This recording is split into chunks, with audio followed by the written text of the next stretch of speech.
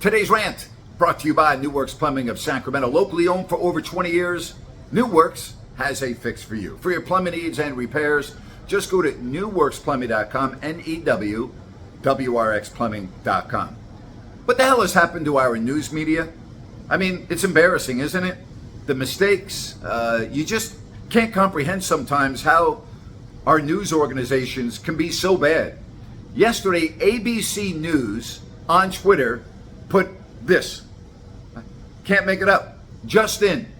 Former Dallas Cowboys running back Marion Barber III, who scored plenty of touchdowns without recording a 1,000-yard season, has died.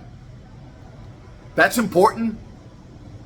Plenty of touchdowns without recording a 1,000-yard season. That's important to put on the Twitter page that a former Dallas Cowboy player died. It's embarrassing.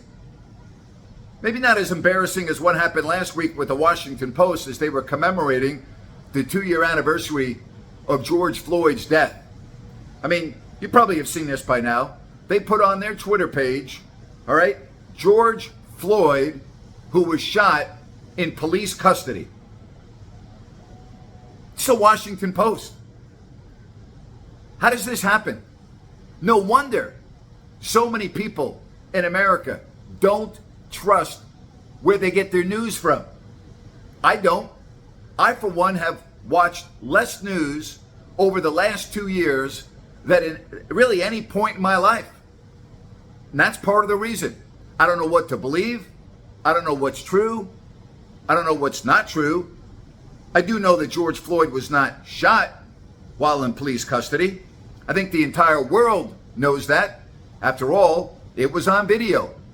I don't really need to know about Marion Barber scoring plenty of touchdowns without recording a 1,000-yard season when they are saying just in, former Dallas Cowboys running back Marion Barber III has died.